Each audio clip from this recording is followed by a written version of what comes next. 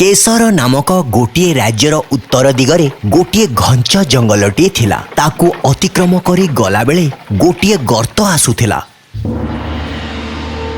Burma नगररू आसुथुवा लोके सेई गर्तरे बास करुथिले। सेइथिपाई से गर्तर नाम बर्मा गर्त रखा जाइथिला। किंतु बाहरर लोके से गर्तकू भूत मानकर गर्त कहुथिले। कारण से गर्तकू बाहर लोकंक जीवा निषेध थिला।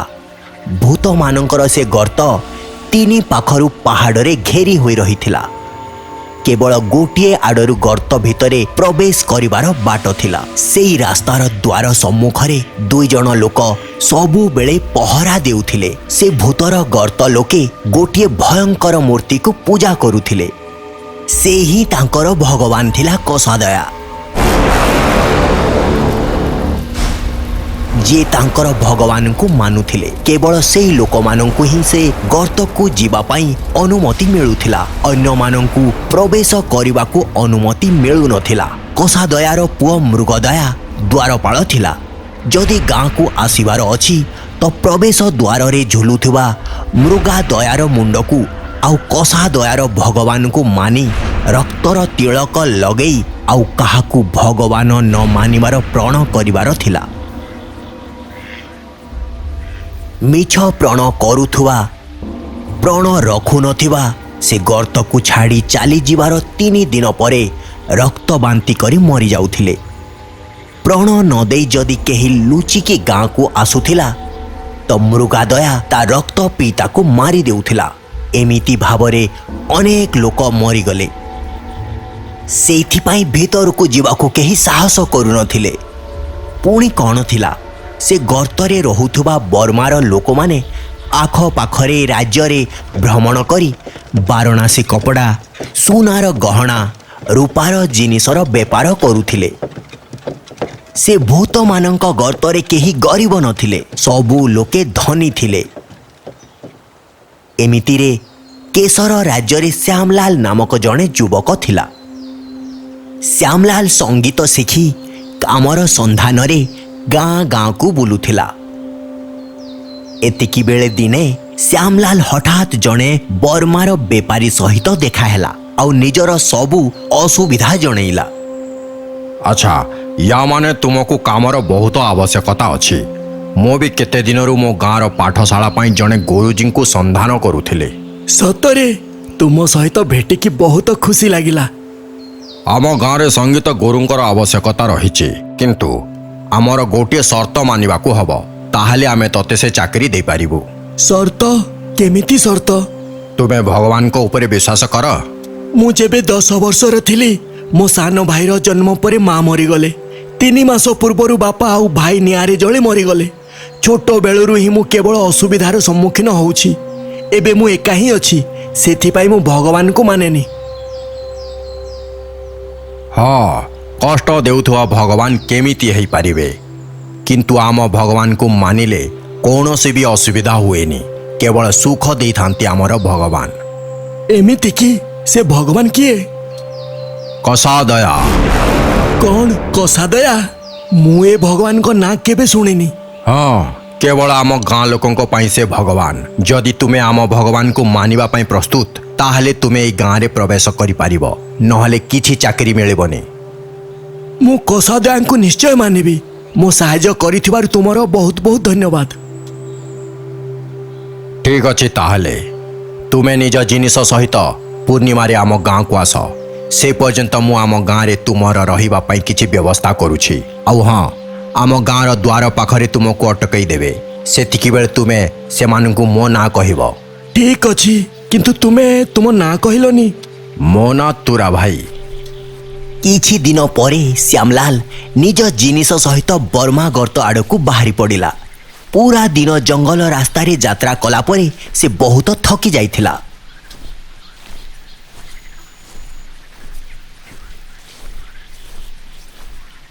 ये केमितिका गाँ बाप रे? जंगलर मझी मझी रे आउ केते बाट जिबार अछि। हाँ, सेठारे केही जणे अछंती, जाइकी पचारे।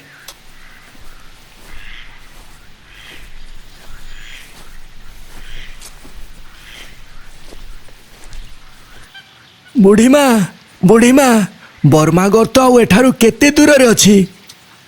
ସେ ଭୂତଙ୍କର ଗର୍ତ୍ତକୁ ଯାଆନି, ମରିଯିବୁ। ଯାଆନି, ଚାଲିଯା।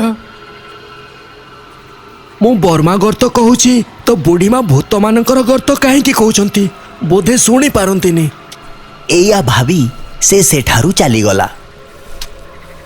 ଆରେ ମୂର୍ଖ, ମୁଁ ତତେ ହିଁ କହୁଛି, ସେ ଭୂତମାନଙ୍କ ଗର୍ତ୍ତକୁ ଯାଆନି, ମରିଯିବୁ। ଫେରିଯା। କିଛି ସମୟ ପରେ ଗାଁର ଦ୍ୱାର ସମ୍ମୁଖରେ ପହଞ୍ଚିଲା। ଦ୍ୱାରପାଳକୁ ତୁରା ଭାଇ ବିଷୟରେ କହିଲା। ସେମାନେ ତୁରା ଭାଇକୁ ଖବର ପହଞ୍ଚେଇଲେ।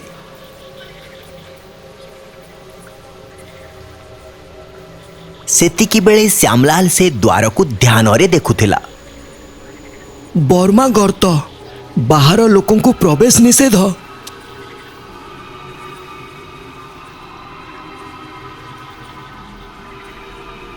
ବାପରେ, ସେ ମୁଣ୍ଡ କେତେ ଭୟଙ୍କର। ଚାକିରି ପାଇଁ ବାଧ୍ୟ ହୋଇ ୟାଙ୍କ ଭଗବାନଙ୍କୁ ମାନିବାକୁ ରାଜି ହେଲି। କେଜାଣି କାହିଁକି ମୋତେ ଡର ଲାଗୁଛି। ପଛକୁ ବୁଲିକି ଫେରିଯିବା ହିଁ ଭଲ ହବ। ଏମିତି ସେ ଭାବୁ ହିଁ ଥିଲା କି ସେଠିକି ତୁରା ଭାଇ ଆସିଗଲା। ଶ୍ୟାମଲାଲ, ତୁମେ ଆସିଗଲ। ଆମର ବର୍ମା ଗର୍ତ୍ତ ତୁମକୁ ସ୍ୱାଗତ କରୁଛି। ତୁରା ଭାଇ, ତୁମକୁ ଦେଖିଲା ପରେ ସାହସ ହେଲା। ସେ ଦ୍ୱାରପାଳକୁ ଆଉ ସେ ଭୟଙ୍କର ମୁଣ୍ଡକୁ ଦେଖିଲାରୁ ବହୁତ ଡର ଲାଗୁଥିଲା। ମୁଁ ମୋ ଗାଁକୁ ଫେରିଯିବି ଭାବୁଥିଲି। ନା ନା, ଠିକ୍ କଥା ନୁହେଁ। କ୍ଷମା କରନ୍ତୁ ମୃଗଦୟା, କ୍ଷମା କରନ୍ତୁ। ସେ ମୂର୍ତ୍ତିଟି ମୃଗଦୟାଙ୍କର। ଇଏ ହିଁ ଆମ ଗାଁ ମୁଣ୍ଡରେ ରହୁଥିବା ଭଗବାନ। କୁଶଦୟାଙ୍କ ଛୋଟ ପୁଅ। ୟାଙ୍କ ପାଖରେ ପ୍ରଣ କଲା ପରେ ହିଁ ଗାଁ ଭିତରେ ପ୍ରବେଶ କରି ହୁଏ। ମୁଁ ଯେମିତି କହୁଛି ସେମିତି ହିଁ କର।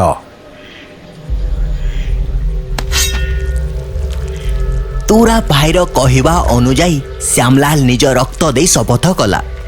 ଶ୍ୟାମଲାଲ, ମୁଁ ଯେମିତି କହୁଛି ସେମିତି କୁହ। ଆଜିଠାରୁ ମୁଁ କଷାଦୟାଙ୍କର ଦାସ। କଷାଦୟାଙ୍କ ବ୍ୟତୀତ ମୁଁ ଅନ୍ୟ କୌଣସି ଭଗବାନଙ୍କୁ ମାନିବିନି। ଯଦି ମୁଁ ମୋ ଶପଥ ରଖିପାରିଲିନି ତ କଷାଦୟା ମୋର ପ୍ରାଣ ନେଇପାରିବେ। କଷାଦୟାଙ୍କର ଜୟ ହଉ। ଆଜିଠାରୁ ମୁଁ କଷାଦୟାଙ୍କର ଦାସ।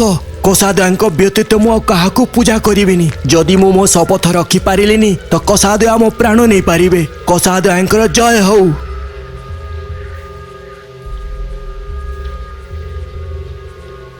ତୁରା ଭାଇ, ଏବେ ଆମେ କୁଆଡ଼େ ଯାଉଛୁ? କଷାଦୟାଙ୍କର ବଡ଼ ପୁଅ ଗାଁ ଭିତରରେ ରକ୍ଷା କରୁଥିବା ପଶୁ ଅଦ୍ୟାଙ୍କର ମଣ୍ଡପ ପାଖକୁ ଯାଉଛୁ।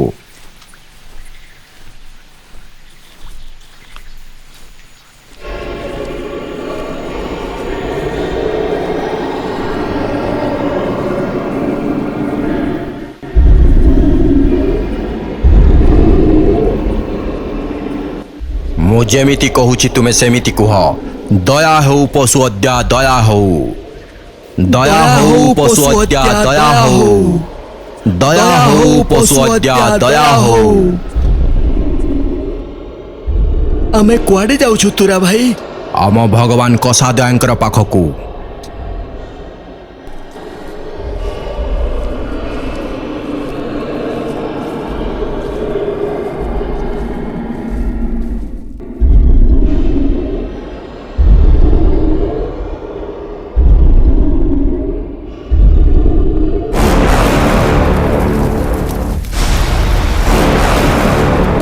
ଶ୍ୟାମ, ହେଇ ଦେଖ କଷାଦୟା। ସେ ପାଣିରେ ତୋ ରକ୍ତ ଭିଜା ହାତକୁ ରଖି ଏବେ ମୁଁ ତୁମର ଦାସ ହେଲି କଷାଦୟା। କହ।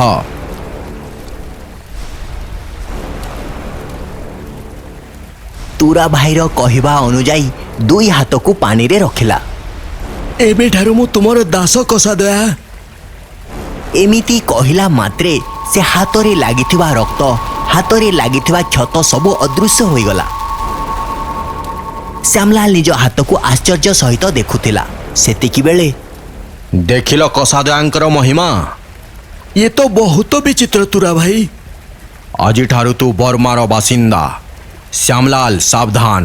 ଆମ ଗାଁର ମୁଖିଆ ଜୟା, ତାଙ୍କ ବିନା ଅନୁମତିରେ ବାହାରକୁ ଯିବୁନି। ଠିକ୍ ଅଛି ତୁରା ଭାଇ, ମୁଁ ବହୁତ ଥକି ଯାଇଛି। ମୋ ରହିବାର ଜାଗା ଦେଖାନ୍ତୁ, ମୁଁ ଯାଇକି ଟିକେ ଆରାମ କରିବି।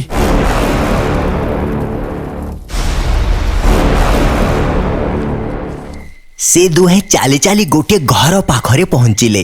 ସେ ଘରଟି ବହୁତ ବଡ଼ ଆଉ ପୁରୁଣା ଲାଗୁଥିଲା।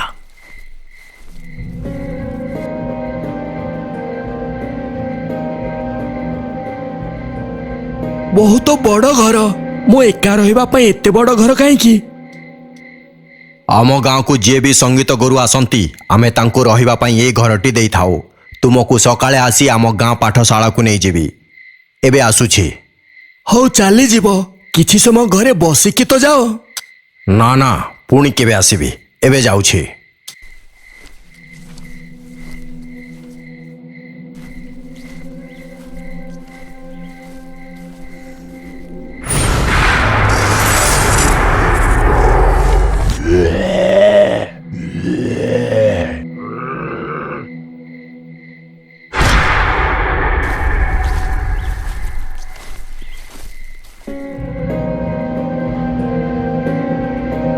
କେଜାଣି ଏ କେମିତିକା?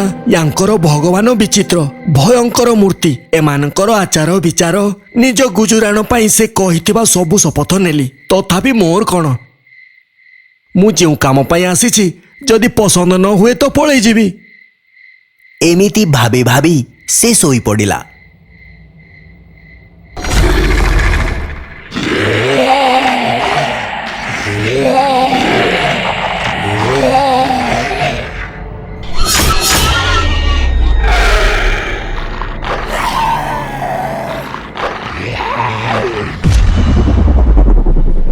ତା ପରଦିନ ତୁରା ଭାଇ ଆସିଲା। ଶ୍ୟାମଲାଲ, ଶୀଘ୍ର ଆସ, ତୁମକୁ ପାଠଶାଳାର ରାସ୍ତା ଦେଖେଇବି। ତୁରା ଭାଇ, ଆସ ଆସ, ଭିତରକୁ ଆସ, ଚା ପିଇକି ଯିବା। ନା ନା, ଆଉ କେବେ ଆସିବି। ଏବେ ଚାଲ ଯିବା।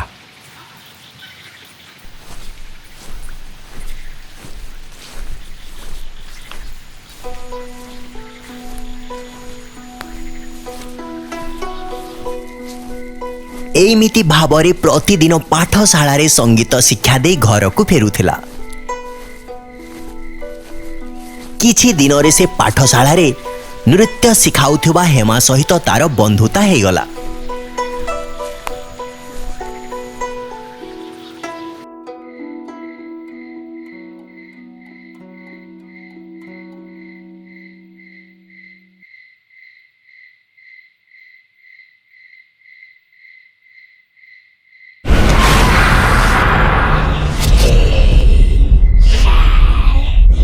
ଯଦି ବଞ୍ଚି ରହିବାକୁ ଚାହୁଁଛୁ ତ ଏ ଘରକୁ ଛାଡ଼ିକି ଚାଲିଯା।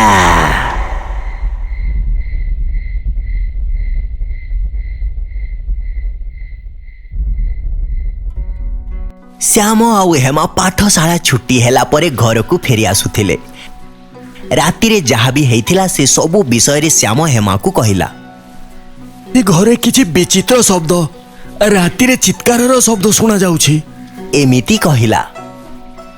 ଶ୍ୟାମ, ମୁଁ ତତେ ଗୋଟେ ରହସ୍ୟ କହିବି। ମୁଁ ଏଇ କଥା କହିଛି ବୋଲି ଗାଁରେ ଜାଣିଲେ ମୋ ଜୀବନ ପ୍ରତି ବିପଦ ହେବ। ସେ କେମିତିକା ରହସ୍ୟ? ତୁ ଯୋଉ ଘରେ ରହୁଛୁ ସେଇଟା ଗୋଟେ ଅଭିଶପ୍ତ ଘର। ପୁଷ ମାସରେ ଆସୁଥିବା ଅମାବାସ୍ୟା ଦିନ ସେ ଘରେ ଥିବା ଲୋକଙ୍କୁ ଭୂତମାନେ ମାରିକି ଖାଇଯାଆନ୍ତି। କିନ୍ତୁ ଏ ପର୍ଯ୍ୟନ୍ତ ତୁମେ କାହିଁକି କହିଲନି? କହିକି କିଛି ଲାଭ ହେବନି ଶ୍ୟାମ। ଜୟା ତତେ ଗାଁକୁ ଛାଡିକି ଯିବାକୁ ଦବନି। ଯଦି ତାଙ୍କ କଥା ନ ମାନି ଯିବାକୁ ଚାହିଁବୁ ତ 3 ଦିନରେ ରକ୍ତ ବାନ୍ତି କରିକି ମରିଯିବୁ। ଗାଁରେ ରହିଲେ ଭୂତ ତତେ ମାରିକି ଖାଇଯିବ। ତ କ'ଣ ମୋର ବଞ୍ଚିବାର ଅନ୍ୟ କିଛି ରାସ୍ତା ନାହିଁ ହେମା? ନାହିଁ, ତୁ ଏଇ ଭୂତଙ୍କର ଗର୍ତ୍ତକୁ ଆସି ବହୁତ ବଡ଼ ଭୁଲ କରିଛୁ। ମୋ ବାପାଙ୍କୁ ଏଇ ଜାଗା ବିଷୟରେ ଜଣା ନଥିଲା। ଏହି ଗାଁକୁ ବର୍ମାରୁ ଆସି ଫସିଗଲେ। ଏମାନେ ଯାହାକୁ ପୂଜା କରିଥାନ୍ତି ସେ ଭଗବାନ ନୁହେଁ, ଶୈତାନ। ସେଇ ଭୂତମାନଙ୍କ ଗର୍ତ୍ତକୁ ଯାଆନି, ମରିଯିବୁ। ଯାଆନି, ଚାଲିଯା। ସେଦିନ ବୁଢ଼ୀମା କହିଥିଲେ ଯାନି ସେଇଟା ଭୂତମାନଙ୍କ ଗର୍ତ୍ତ, କିନ୍ତୁ ମୁଁ ତାଙ୍କ କଥା ଶୁଣିଲିନି। କୋଉ ବୁଢ଼ୀମା? ଏଇ ଗାଁର ମୁଣ୍ଡରେ କିଛି ଦୂରରେ ଜଣେ ବୁଢ଼ୀମା କହିଥିଲେ। ଗାଁର ମୁଖିଆ ଜୟାଙ୍କ ସମ୍ମୁଖରେ କଷାଦୟାଙ୍କୁ କେତେ ଦିନରେ ଏଇ ଗାଁକୁ ଫେରି ଆସିବୁ ଏଇ ଶପଥ ନ ଦେଲା ଯାଏ ତୁ ଏଇ ଗାଁକୁ ସୀମା ପାରି କରି ଯାଇପାରିବୁନି। ଯଦି ଶପଥ ନ ଦେଇ ଗଲୁ ତ 3 ଦିନରେ ରକ୍ତ ବାନ୍ତି କରିକି ମରିଯିବୁ। ଲୋକେ କୁହନ୍ତି କି ମୋ ବାପା ବି ଏମିତି ହିଁ ମରିଯାଇଥିଲେ। ତ ଗାଁର ମୁଖିଆ ଜୟାଙ୍କୁ କିଛି ମିଛ କଥା କହି ନିଜ ଗାଁକୁ ଚାଲିଯିବି।